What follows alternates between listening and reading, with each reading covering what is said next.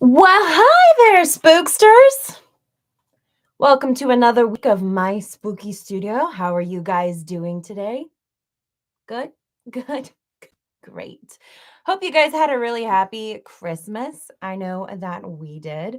I got to wear my Clark Griswold, I think it's the Chiefs jersey. I actually don't know what team it is. I know that it's a Chicago NHL team, and I don't actually know which team it is, but it has the Griswold on the back. And my dad has one that matches. So we really leaned hard into that this year. But it was a great Christmas.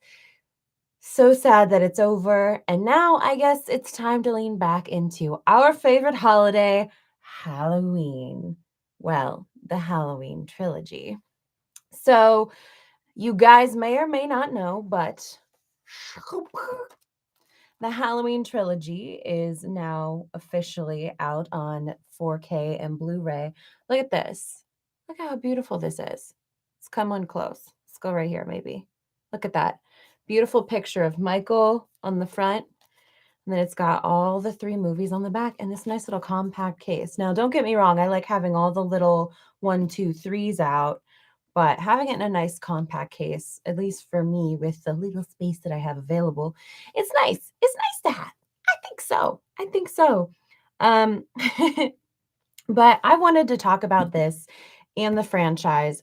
First of all, I'd like to give a special shout out to Universal Pictures who sent me this. It was super nice of them. I, of course, have, I think, all of them. Maybe, maybe not, but I wanted to get ends. We'll talk about this a little later, but I really want to talk about it's not gonna stay up, about all three of the Halloween films. Hey, buddy, how are you doing? I had a wonderful holiday, and Roundhouse kick that like button. Hey, thanks. Yeah, you guys want Roundhouse kick that like button? That'd be nice. Or stab it, or do whatever you want. Attack it. This is attack. But I want to talk about this trilogy here, and just my general thoughts on it. I like the Halloween franchise a lot. I mean, you guys know what my favorite is. And then my second favorite is Scream. And then after that, it goes back and forth between Hellraiser and Halloween and Final Destination. I just really like all of those, and I've always loved the Halloween films. I mean, I watched the original Halloween every year, and when they came out with this movie in 2018, I thought, this is amazing. The slashers are coming back. I mean, it was really the beginning of the slasher resurgence, and it kind of kicked off a bunch of other things happening. Hey guys, hey Danny, hey Rainbow Fright. Yeah. Hey Sam Haines Night. No love for Friday. Look, I do enjoy Friday, but it's not my favorite. I am so sad to admit that, but it's just not my favorite. I don't know what it is. Um, I never really delved into that. It might be because it's the franchise that I've seen the least. I think that could have something to do with it, but it's such a popular franchise. Actually, it's not the franchise I've seen the least. The franchise I've seen the least is Texas Chainsaw Massacre because it gives me the heebie-jeebies. Well, mostly Leatherface, and then Friday the 13th. But I love watching the Friday the 13th films. I think one of my favorites is probably Jason Goes to Hell because I think that was the one that I've watched a lot. I love Friday the 13th Part 5. I know it's not actually Jason, but it is such a good movie. I love Violet and her little dance scene and Pseudo Echo. That song is terrific. Part 3 is great. Part 2 has my favorite final girl of the franchise, Ginny. So, I do have love for Friday the 13th. It's just a little back on the list. Um, okay, so Halloween. So when the new trilogy was coming out, and I don't even remember if I knew it was a trilogy. I just knew there'd be a couple movies, but I think I remember reading about it. I don't remember my brain at the time. And I thought, "Oh my gosh, they're bringing the slashers back." And I thought it was funny because somebody during the pandemic was like, "Once the pandemic is over, it's gonna be the revival of the slashers." And I'm like, "Where do you get that from? Where is that coming from?" And it was a really great essay. I didn't necessarily believe it. Sorry, I got like a hair on my face. Got like a hair on my face. There we go. And I was hoping because slashers are my favorite genre. I don't know about you guys, but obviously I love my slashers. And then Halloween came out. Oh, sorry. Halloween was before the pandemic. I don't know what I'm talking about. I don't know what I'm talking about. But people said it was a revival, but it was basically the beginning before the revival of all the slashers, about everything coming out. And I thought, this is cool. This could be an opportunity for some others to make a return on Nightmare on Elm Street. And it didn't. And for a Nightmare on Elm Street, but it did everything else. And I remember going to see Halloween 2018 in theaters, and I was just so excited. Now, I want you to know that I'm not the biggest Laurie Strode fan. I wasn't. I found her to be a survivor. Later on in the series, she really had some butt kicking. She did. I will be honest, and I liked it a lot. But she was never really one of my favorite final girls. A lot of people call her like the ultimate final girl and whatnot. And I think it just has to do a lot with Jamie Lee Curtis being in so many horror movies and being so well known as an actress, and Laurie be one of the first, and Halloween being such an important kickoff of the slasher franchises. But that's my opinion. And so I thought, you know what? It's a final girl returning, a real big staple final girl. I mean, we've had Nev Campbell going on for a while, so it wasn't too special to me because, of course, like I said, I love Scream, I love Sydney, but I've seen the staples, one of the staple final girls, kind of be around for a little bit. And yeah, I hope Nightmare will be back. I have the fingers crossed. There are rumors, and there are credible rumors, and then just kind of rumors floating around there. So we'll see. But Laurie returns, and I thought, I don't know what this is going to be, but I thought her return was awesome. I really loved Jamie Lee Curtis back as Laurie Strode. It was so different. It was this weird thing where she's like totally kicking butt, and yet at the same time, she's but she just like had that one instance, that one night, and suddenly she becomes like a survivalist. Strange, really like intense way of dealing with trauma, which that's how Jamie Lee Curtis likes to refer to Laurie Strode, as having dealt with trauma, trauma, trauma, trauma, trauma, trauma, trauma, and I only hear is trauma, trauma, trauma, trauma, trauma. But I don't know what I would do if I became a final girl in some sense of the word, or how other people would react. They might just take it. You never know he's going to be back. But I would have liked if it would have just kind of continued after the second Halloween film, because it would have made more sense to me that she would have been like so gung ho, like, I'm going to prepare. It's the first night, he's dead. Okay, he disappears. She thinks he's going to be back. That's fine. Really traumatic. But the second, if he comes back and then comes after her again, it just seems like this constant thing where she's just preparing and preparing. And I feel like it's the same night. It's basically no different if you include the second movie. So I always kind of think the second movie might be able to be squeezed in before Halloween 2018 and the original. So that came out. I thought it was fine. I didn't really think it was too great, but I loved all the homages. I thought it was kind of generic, just fan service. Okay, that's fine. Halloween Kills comes out a couple of years later, and I'm thinking, okay, I'm ready for the next one. Like, I'm excited. It's just another one of the slashers. I'll never turn down seeing a slasher. And I went to see it and I enjoyed it. I had a lot of fun. But afterwards, I thought, I don't know really what I think of this movie. I don't know if it's too cheesy, if it's stupid. I don't know. And I thought that it was over the top. Good Lord, if they said Halloween die I mean, not Halloween dies tonight, but basically that's it. Evil dies tonight one more time, I thought I was gonna bash my head against a wall. I think I counted it, like, once, and it might have been almost 30 times that they say evil dies tonight, and it's just whether it's a character that you see, or it's in the background, or it's the crowd chanting, just whenever you hear evil dies tonight in the movie, it's almost 30 times. It's way too much.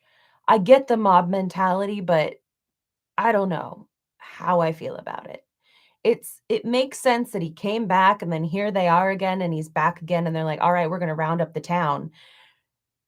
Maybe it was a little too soon. I don't know. There were really some good kills. He was right. And they were right in calling it Halloween Kills, because he had a lot of really great kills. There were a lot of really long shots in there, whatever. I also want to mention I really like the score in all of the trilogy films. I think it's terrific. I have the first film's score pretty much on all of my playlists. I listen to The Shape, I think it's called The Shape Chases Allison or something. It's one of my favorites, but I hear that all the time. I love it. I listen to it when I work out sometimes. It's a great one. Let's see what everybody says. I think so too. Halloween 2, always bummed out they took it out of canon. Yeah, really strange. But if you guys are okay with it, we can kind of just keep it to ourselves that Halloween 2 is a part of the prequels to the trilogy. And then Halloween Ends comes out. And I'm wondering to myself, like, is this going to be what's this gonna be? And I started to see I think I saw it pretty early on. I have a terrible memory. My memory's been going down real soups toot sweet quick. And so I'm not entirely sure, but I think I saw it like it might have been the day of. I'm yeah, it was the day that it came out. It was the night before it was like the Thursday night before the Friday of its release. Duh.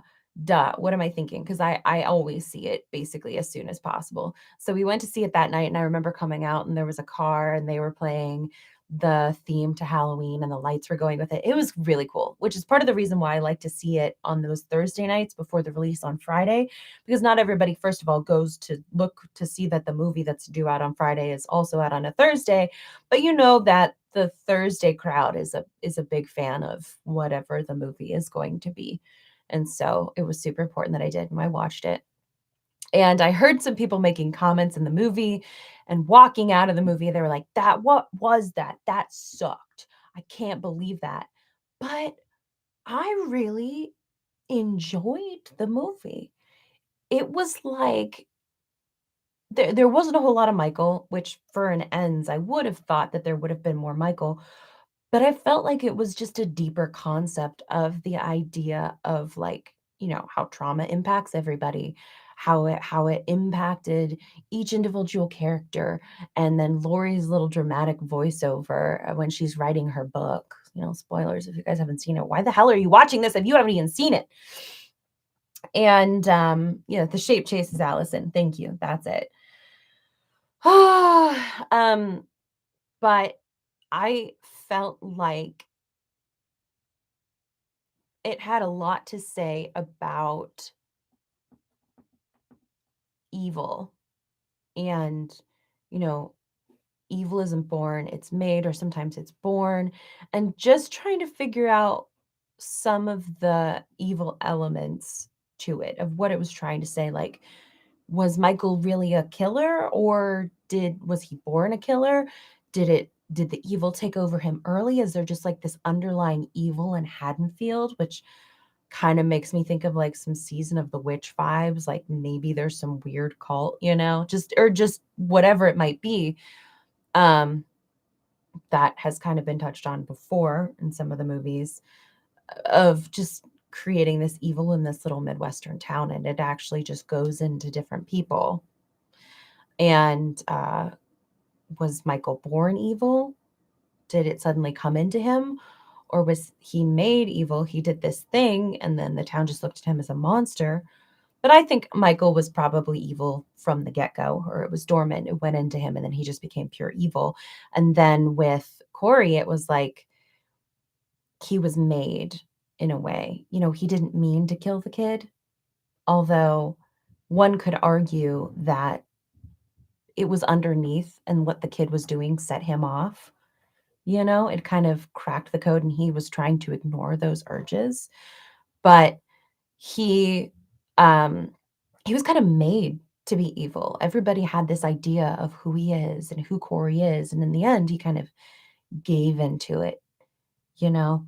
And Allison, she had her fair share, but she was still a survivor. And Lori was talking a lot about light versus dark and all of these themes, and I got from it was this idea that when you're faced with trauma, you have one of two paths you could take, ideally. You could take the path of, good, like Lori did. She was traumatized. She became a hero. Yes, she negatively affected her family, even though she prepared them. She ultimately, kind of ruined their childhoods and stuff. That's why they didn't have a great relationship. Um, and but she still is the hero, she's still fighting for good. And then you have the idea of Corey, of faced with trauma, people believe he's X, Y, and Z, and he just kinda gives in to the darkness, you know? It's kind of like whatever you're faced with, whatever evil or crap that you're faced with, you can either become just a terrible person, or you could choose to become a person who has baggage, but is ultimately fighting for the greater good. So, that was one of the themes that I took away from it. Uh, but I think you could probably guess my ranking of the films. So I'm gonna give it to you now if you don't already know. Um, shape, yeah, ringtone, nice. I'm actually gonna hold you on for a little bit. Halloween Ends, a real tribute to Carpenter, like Christine. Yes. Feel it would have worked out better as a post-trilogy film, not the end of the trilogy. I could definitely see that. It was very strange that they just left him for the end. I would have expected more. And why is he hiding in a sewer? Because, well, they took down his house, I guess, and so Michael's just chilling out in that sewer getting weak suddenly? Getting weak? Was the evil draining his human body and it only sustained him for so long? And now that he was getting older, it needed to pass on to somebody? And so it passed on to Corey? I don't know. Um, you wouldn't even need Michael for the Corey story to work. No, you wouldn't. But I liked it to have that. His last hurrah. Correction, the shape. Hints, Allison? Hunts Allison. Thank you. I thought it was Chase's too. The shape hunts Allison. Yeah, I love that. But my ranking of the films is number 3, Halloween Kills. Evil Dies Tonight just tore it apart for me.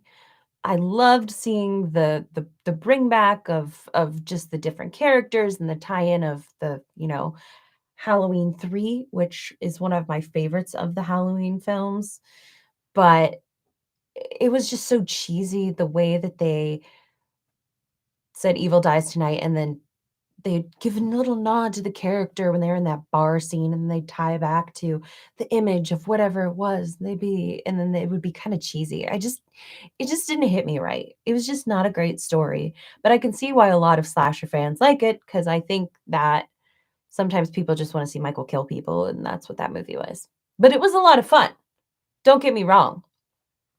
And then Halloween 2018, nice comeback.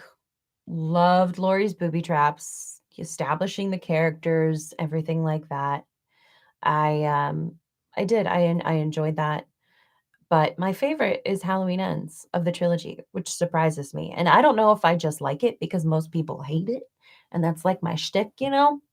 Whenever people hate something, I like kind of like it a little bit more because I just feel like hate is so unnecessary. But I was watching the movie and loving it the whole time. It had like this little bit of Wild at Heart vibe, riding on the motorcycle and trying to figure out, is Corey really a bad guy? And it doesn't really make sense for the final of the trilogy, but they really kind of jumped between basic slasher movies, especially with Halloween Kills, into like this intelligent take on evil, I think, and something larger than that, which would have been interesting, but I don't know if it would have been as effective without Michael because the whole concept is that, everybody kind of thinks it's Michael, but it's not. Who is it? It was Corey. But you want to see the final battle. So I can see where people get really, really upset because there isn't a whole lot of final battle of Lori and Michael. There just isn't.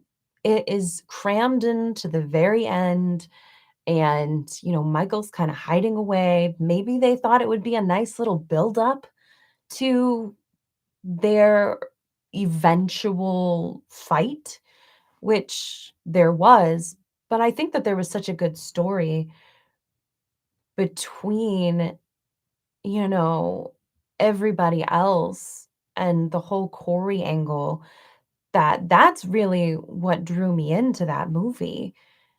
I honestly extremely enjoyed it. It was my favorite of the trilogy, and I wanna rewatch it soon, but I loved it. I loved that movie. So, yeah, my ranking goes Halloween Kills, Halloween 2018, and then Halloween Ends. I don't know what it is. You know me, I like Wes Craven's New Nightmare, and everybody's kind of not on that. But there's just something about taking a slasher and adding a good story while still keeping it a slasher movie that just that's all I can say. I'm gonna read the comments. That trilogy is a mess. The editing on Kills is embarrassing. True. They had extra year to polish that film. I can bring myself to ever watch it again. Yeah, it's hard to watch. I rewatched it before we went to see Ends, and I was like, "God, can't stand this movie." Kind of. So does that mean you like Freddy's Dead? Of course, I love Freddy's Dead. It is the movie that got me into horror. It is the first A Nightmare on Elm Street I ever watched, and I watched it again and again and again. So yeah, I love Freddy's Dead. More people will love Ends years from now, just like Halloween 3. I said the same thing on Twitter. I said, "Hey, this is one of those movies that people are gonna end up loving years down the road when, like, they're upset of what their expectations were is over. They'll get over it, and they'll be like, 'You know what? It's a pretty good movie,' just like Halloween 3, just like New Nightmare, just like A Nightmare on Elm Street Part 2, just like they're starting to feel about Friday the 13th Part 5, I think. It just feels like that movie was hated because it wasn't actually Jason, and now it feels like more people like it. I just feel like a lot of the underappreciated pieces and parts of franchises are becoming beloved. And I think this one will catch on down the line because I think people will appreciate the story and the deeper elements of it. But right now, they're just so upset that we didn't get more of Michael and Laurie fighting that they have no interest in like really giving the film a second thought. But you will. Some people are like, it's trash. Just call it trash. Just keep it a trash. Okay, maybe for you, maybe you'll never come out of it. Maybe you'll be a little bit surprised down the road. Um, I like Halloween Ends best out of the 3 ones. Thank you, Stash. Thank you. David James said the flashback scenes to the original and kills later a bit. Yeah, they really do. But I'll tell you what, who they got to play Loomis? Impressive. Impressive. Would have loved more. Next to H178 and H281 Ends is my third favorite of the entire franchise. Love that, Toronto Freddy. Thanks, bud. Because I like, well, 1, 2, 3. I love my 3. And then Ends. I'm telling you, I freaking love Ends. But if we take away the fact that Michael's not in it, Ends would be my 3. That would be my favorite 3 to watch out of them. Honestly, I freaking love Ends, and I love that you love Ends too, and I love where people love Ends. Like, so many people were saying, "I hated it," and I was like, "I freaking loved it, like, what are you guys talking about?" Friday the 13th Part 5, A New Nightmare as well. Good choices, Adam. I liked Halloween Kills way more than Ends or 18. I know I'm in the minority. I don't think you are, actually. I think Ends came out and it made a lot of people who kind of didn't really like Kills be like, I really like Kills and I hate Ends. Like I like 2018 and Kills. I want to hear what your guys' ranking is of the 3 of 2018 Kills and Ends. I want to know. Danny, I have tried to love Freddy said, unfortunately, the film just doesn't fit well for me. I love that you love it. It could I sometimes wonder what my thoughts would be if it wasn't the first of the nightmares that I watched. It was a great entry for me as a new horror fan into the world of horror movies, I gotta say. It was not too scary. It was funny, it was entertaining. I loved Maggie. I wanted to be Maggie so bad, and I mean, part 5 is my least favorite of the nightmare movies if I had to pick, honestly. And I know people put 6 last, and it's hard for me to put 6 last because I do love it so much.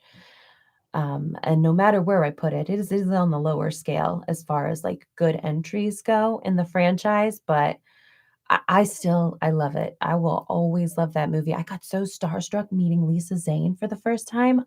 It was wild. I couldn't believe it. I mean, this woman that I watched sitting on the floor for the longest time, there she was, and I was finally getting a chance to meet her and tell her how much I freaking love that movie. I fangirled, like, in a different way. It was like one of those instances when you love something so much from when you're younger and you finally meet it, and, like, I was a little older when I started loving Nightmare, but it was like a different starstruck.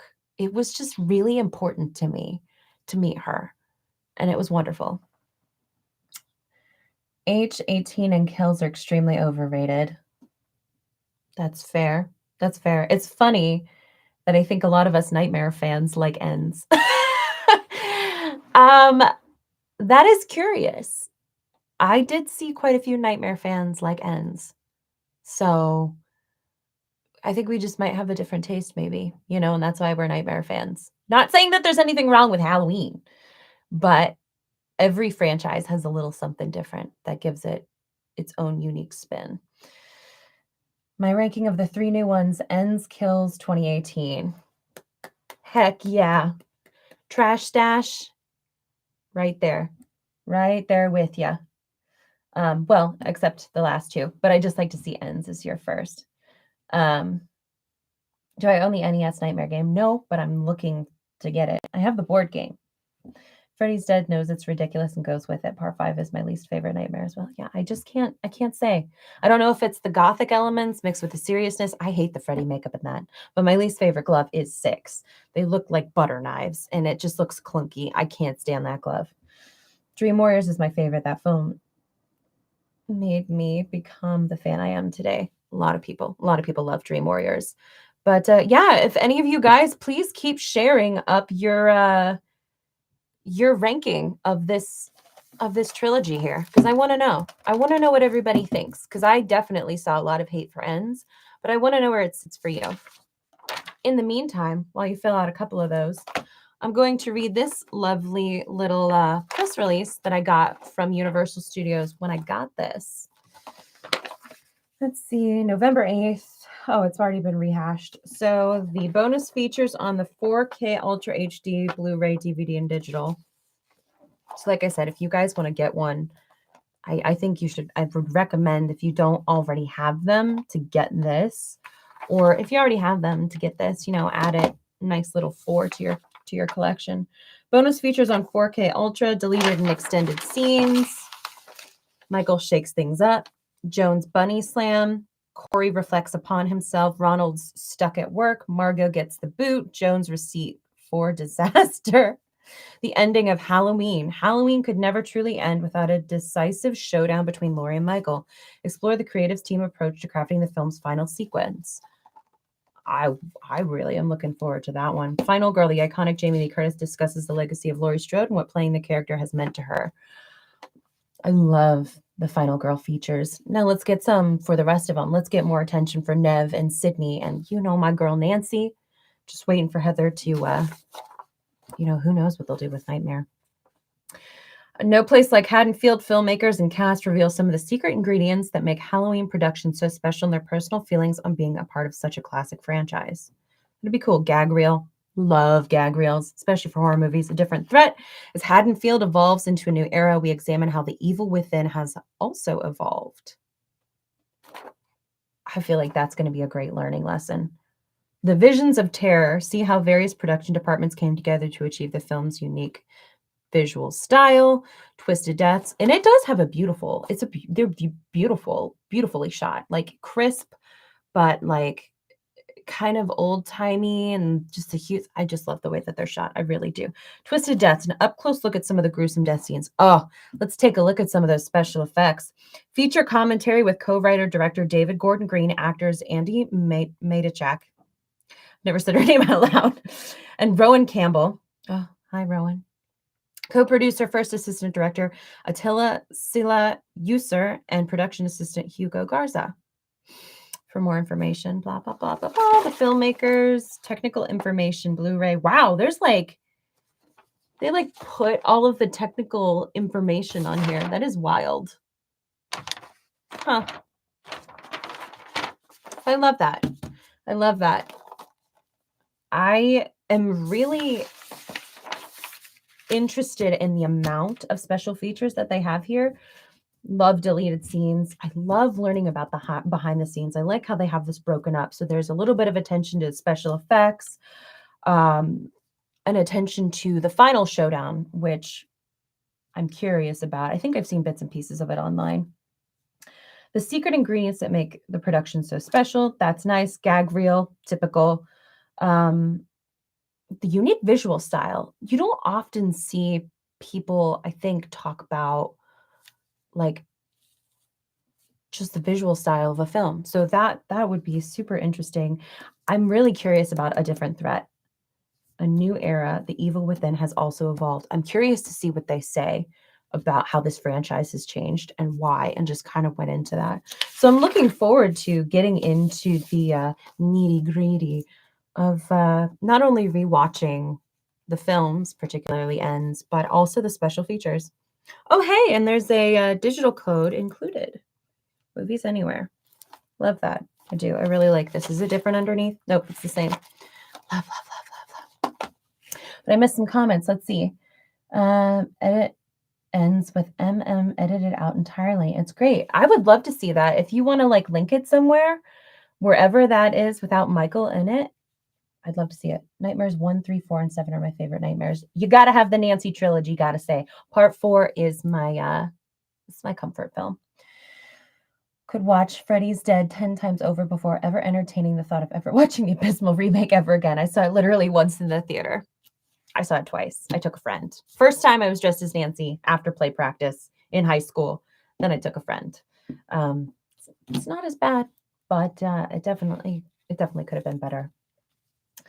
Isn't it weird that they call it a trilogy since it's a continuation of the first film? Well, yeah, it is super weird. But like, think about Halloween in itself. They just have all these branches. It's like, I don't know if you guys have seen Once Upon a Time, but it's just like, or like just soap operas when they've got all the branches and you're trying to keep crap together. I mean, that's basically what the Halloween franchise is. At least with A Nightmare on Elm Street, they're like, New Nightmare, Freddy versus Jason still counts.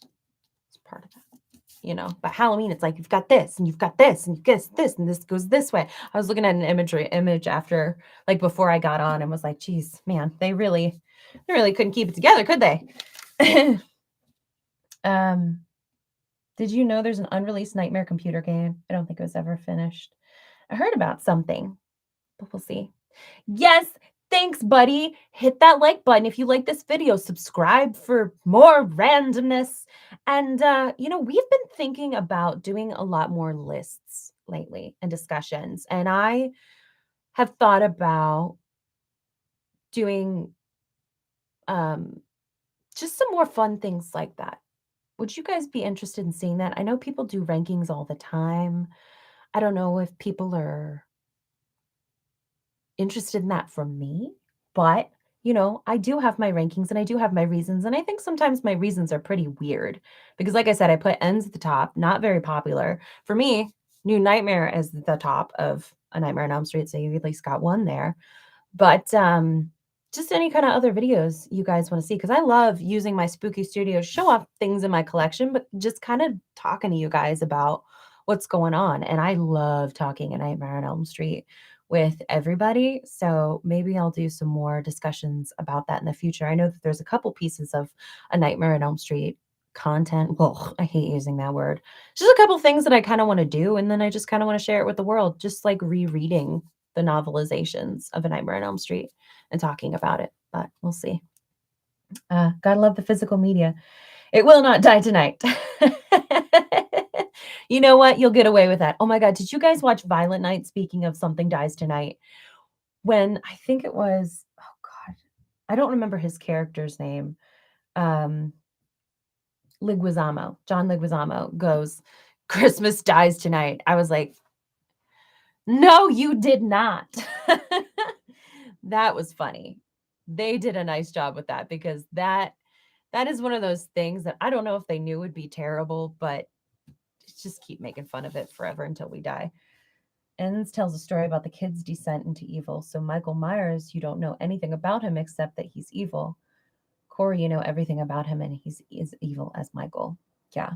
That's I think that's what it is for me. It's the building of the story and kind of him descending into evil, or like arriving as evil in evil. I don't know, arriving in evil, but just his transition from this person who's struggling with like being seen in this light, and suddenly he's like, well, you called me it, and now I am it. And there's just like that evil in his eyes. I think that's pretty powerful. A watch along. Ooh, that might be fun. Ends is literally the only film in the trilogy that has a character with an arc. And he does.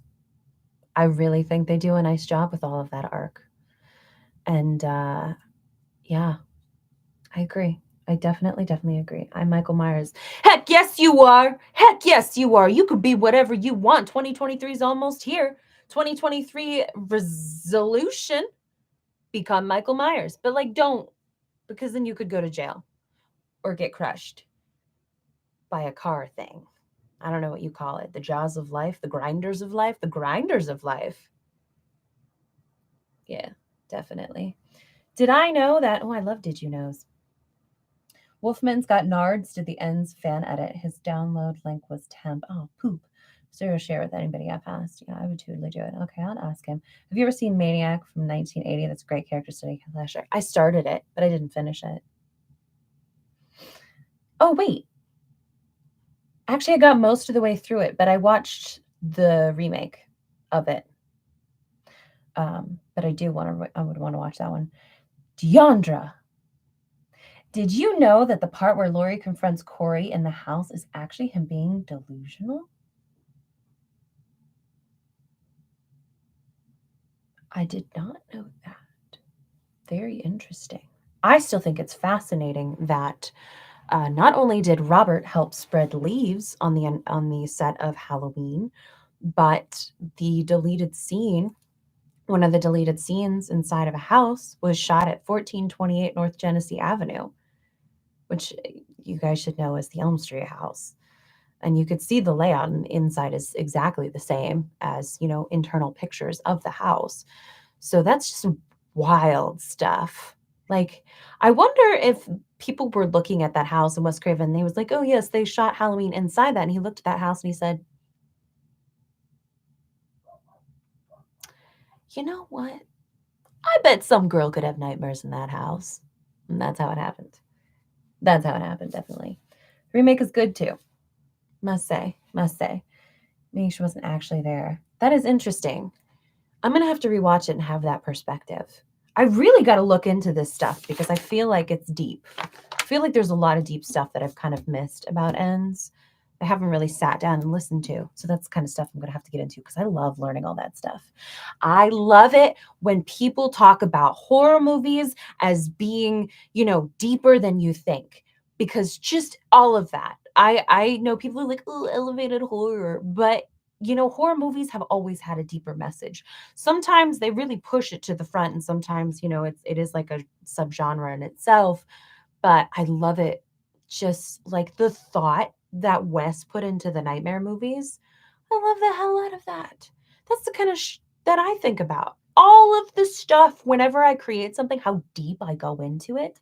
I'm the same way. So I am curious about Halloween Ends and how they kind of formulated that, but we'll see, Gonna have to report back. Yeah? Did you like Halloween Ends, Reva? What'd you think of it? Let me know in the comments below.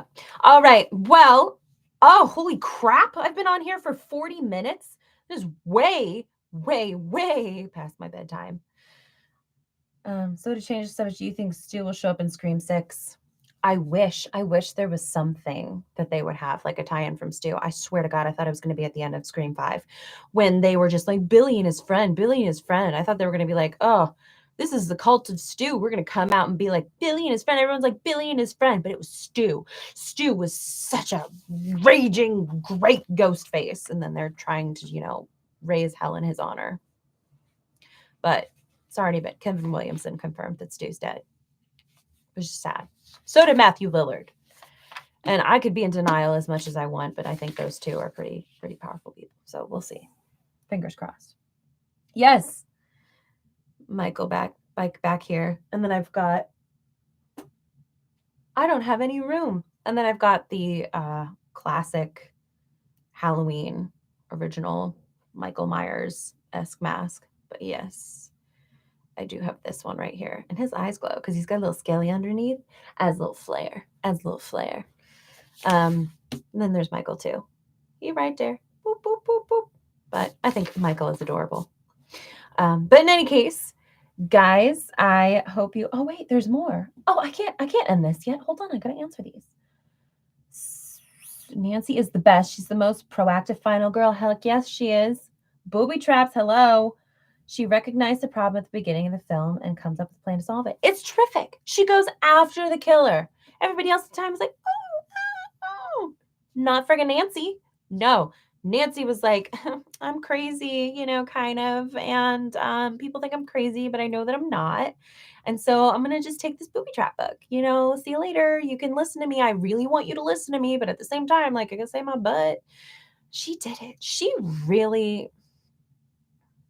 That's why part 3 frustrates me so much. Because at the end of part 2, she's like, I know you're there, Freddie. And then at the end of part 3, she's just like, oh, Dad, Nancy.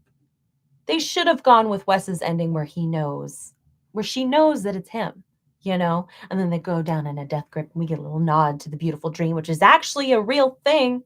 Innovation Publishing Comics, Nightmares, 1991,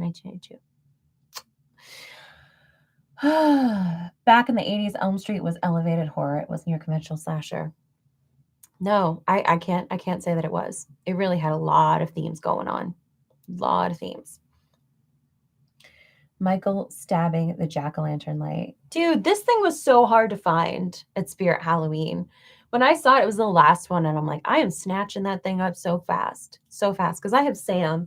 Sam is over there. But I needed to make sure that I got him. I like Michael Myers. He never dies. Why? Well, I mean, he's dead now. Sorry to ruin your day. He been squeezed. Unless he comes out and he's like Thing, They're like, there goes Michael. There he goes. Can you imagine? It'd be weird. And that's how Thing came to be. He's actually Michael Myers' hand.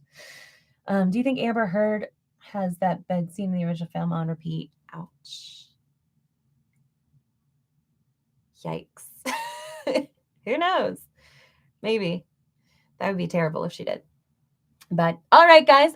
Well, I am going to go enjoy my evening, and I hope you do the same. I hope you check this out if you can. And if you didn't get a chance to leave your rankings down below of the trilogy, please let me know. I would love to hear them. And if you want to include some reasoning, please do. All right, guys, I will see you next week. And until then, watch some good spooky movies, make good decisions, and have a dastardly good time. Bye.